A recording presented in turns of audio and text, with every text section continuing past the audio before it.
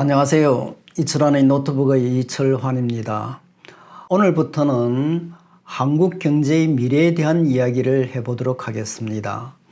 이야기의 주요 내용은 오늘날 정체 국면 내지 위기 국면에 처해 있는 우리 경제가 지속 가능한 성장세를 이어가고 나아가 국민들이 행복한 삶을 살아갈 수 있을 것인가에 대한 저희 고민과 견해를 담은 것입니다. 지금의 한국 경제는 여러 가지 어려움들에 처해 있습니다.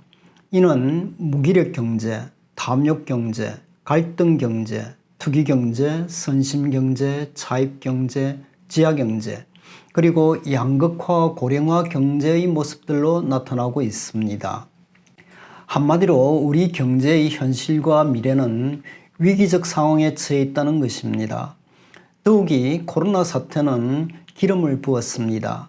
이에 만약 새로운 성장 동력을 발굴하지 못한다면 우리 경제는 선진국 문턱에서 좌절하게 될 것이며 기술 굴기를 앞세워 빠르게 추격 중인 중국에도 뒤처지면서 나락으로 빠지게 될 것입니다. 아울러 국민들이 행복감을 느끼며 살아가지 못한다면 경제 발전의 의미도 퇴색될 것입니다. 저는 21세기 한국 경제를 성숙한 경제로 반석에 올려놓기 위해서는 우리 경제가 문화경제, 행복경제, 그리고 미래경제로 나아가야 한다고 생각하고 있습니다. 그래서 이에 관한 저희 생각을 정리하여 이를 담론 형식으로 나누어 보도록 하겠습니다. 그러면 우선은 먼저 행복경제 편부터 시작해서 오늘은 그 중에서도 경제적 풍요 이상으로 중요한 삶의 질이라는 주제에 대해서 이야기를 시작해 보도록 하겠습니다. 우리 경제가 드디어 1인당 국민소득 3만 달러 시대를 열면서 선진국의 문턱에 도달했습니다. 더욱이 인구가 5천만 명을 넘는 국가로는 세계에서 7번째로 그 위협을 달성했습니다. 이처럼 우리의 소득과 생활 수준은 과거에 비해 많이 나아지기는 했습니다. 그러나 다른 한편으로는 너무 빠르게 달성한 물질적 풍요와 함께 효용제일주의와 물질 만능주의의 거센 파도 속에서 방황하고 있습니다. 즉 우리 모두는 커다란 조직의 일개 부품처럼 되어 불확실한 미래와 불안한 인간관계를 유지하며 정신없이 바쁘게 일상을 살아가고 있다는 것이죠. 이처럼 우리의 삶이 몰개성적으로 변해가고 하루하루를 쫓기듯 살아가다 보니 과연 누구를 위한 그리고 무엇을 위한 경제 발전이었던가라는 의문을 갖지 않을 수 없죠. 경제 성장이나 발전의 목적은 분명히 사람들의 행복한 삶, 즉 복지 수준을 높이는 데 있을 것입니다.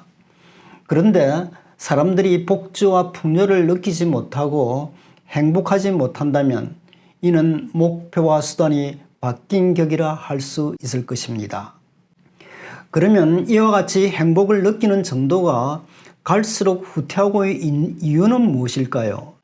이는 결국 우리나라가 경제적으로는 어느 정도 여유가 생겼으나 경제 외적인 측면에서는 국민들이 행복감을 느끼지 못하고 있다는 것을 의미할 것입니다. 우리가 경제 성장에 목을 매는 이유는 성장이 일자리를 창출하고 생활 수준을 향상시키기 때문일 것입니다. 그러나 최근에는 고용 없는 성장의 추세가 심화되고 있죠. 또한 성장의 과실이 모든 사람에게 골고루 나누어지지 못하고 있을 뿐만 아니라 성장에 부수되는 생태 환경의 파괴라는 문제점까지 부각되면서 기존의 경제 성장에 대한 한계가 나타나고 있습니다. 다시 말해 경제 성장을 나타내는 지표인 GDP의 증가가 결코 국민의 후생과 복지의 정진을 의미하지 않는다는 점에 대한 인식이 확산되고 있다는 것이죠. 오랫동안 한 국가의 경제 규모를 파악하고자 할 때면 대표적인 경제 지표로 GDP, Gross Domestic Product를 활용해 왔죠. 그러나 이 대표적인 총량 지표인 GDP에 대한 비판 또한 끊임없이 제기되고 있습니다.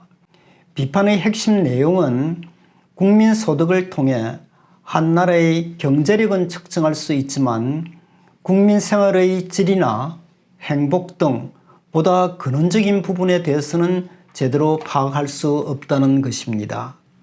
그리고 모든 경제활동을 유효한 것으로 간주하기 때문에 국민들의 생활 수준을 실제로 향상시키는 경제활동과 그렇지 않은 경제활동을 구분하지 못하는 점도 비판을 받고 있죠. 다시 말해 실업과 빈곤 퇴치를 위한 정부 지출의 증가뿐만 아니라 무기 구입 비용, 그리고 비만, 흡연, 마약 등으로 인한 의료비가 늘어나도 GDP는 증가하게 되어 있습니다. 반면 소득 불평등, 여가시간, 문화생활 향유, 환경오염, 그리고 자원고갈 등과 같은 문제는 국민들 삶의 질에 큰 영향을 미치는 요소이지만 GDP에서는 산정 대상이 아니라는 것입니다. 이러한 비판이 설득력이 있다는 인식 아래 국제사회에서는 고용, 보건, 교육, 환경 등을 포괄하는 새로운 국민 행복지수의 개발을 위한 논의가 한창 진행되고 있습니다. 국내 총생산, 즉 GDP는 한 나라의 경제적 가치를 측정하는 지표라면 국민 행복지수, 즉 Gross National Happiness라는 지표는 경제적 가치뿐만 아니라 삶의 만족도나 미래에 대한 기대, 자부심 등 인간의 행복과 삶의 질을 포함시켜 총체적으로 평가하는 지표입니다. 히말라야 산맥지대에 위치한 은둔의 나라 부탄은 흔히 세계에서 가장 행복한 국가로 회자되고 있습니다. 부탄은 오랜 전부터 GDP 대신 GNH를 높이는 것을 국정 목표로 삼고 있습니다. 그래서 웰빙과 건강상태, 그리고 생태계 보호 등 국민의 행복을 증진시키는 데 정책의 역점을 두고 있죠. 예를 들어보면 산림 면적은 영구히 국토의 60%를 밑돌지 않도록 해야 한다는 조항을 헌법에서 규정하고 있으며, 인도가 수력 발전에 필요한 댐을 만들어 주겠다고 해도 거절했으며 외국 관광객의 입국도 제한하고 있습니다. 이러한 조치들은 당연히 자연이 훼손되는 것을 막기 위해서 이루어진 조치입니다. 이러한 정책 방향은 지금까지 지속되고 있으며 건강, 그리고 시간 활용 방법, 생활 수준, 공동체, 심리적 행복, 문화교육, 환경, 올바른 정치 등 9개 분야의 지표를 토대로 GNH, 즉 Gross National Happiness라는 지수를 산출해 내기도 했습니다. 그 결과 부탄 국민의 97%가 스스로 행복하다고 느끼며 살고 있다고 합니다. 그러면 우리가 행복지수를 높이기 위해서는 어떻게 해야 할까요? 우선은 우리 경제사회의 사회적 자본 인프라를 확고히 구축해 나가야 할 것입니다. 현대 경제사회에서 국가 경쟁력을 저하는 핵심적 투입 요소는 지식과 기술일 것입니다. 그러나 이에 못지않게 중요한 요소는 사회적 자본이라 할 것입니다. 사회적 자본의 구성 요소는 개인이 지닌 신용, 나눔과 배려, 상생과 협력, 그리고 원활한 소통 등 매우 다양할 것입니다. 이 사회적 자본이 제대로 구축되어 있으면 사회 구성원 간의 협력을 통해 경제사회 문제 해결이 원활하게 될 것입니다. 그러나 그렇지 못할 경우 사회적 갈등을 증폭시켜 국가적으로 엄청난 비용을 초래하게 될 것입니다. 둘째, 교육의 본질을 바로 세우고 인성교육을 강화해 나가야 할 것입니다. 올바른 인성을 함양시켜 사회 구성원들이 친밀하고 협동적인 인간관계를 형성할 수 있도록 해야 합니다. 그리고 우리 사회에 만연한 물질 만능의 세태와 인명경시 풍조를 종식시켜야 합니다.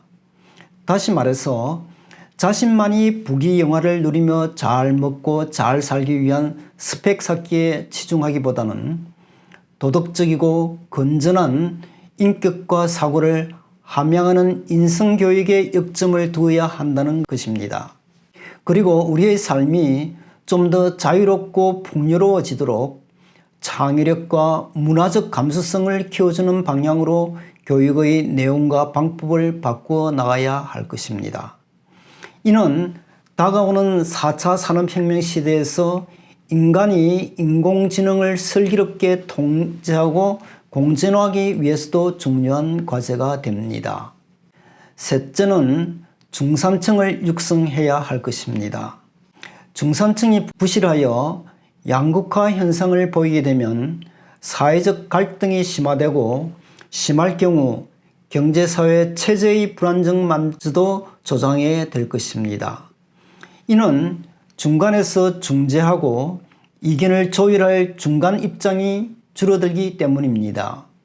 또한 중산층의 삶이 팍팍해져 소비가 위축된다면 전체 경기가 부진해지고 조세 수입도 떨어져 재정의 건전성도 부실해지게 됩니다.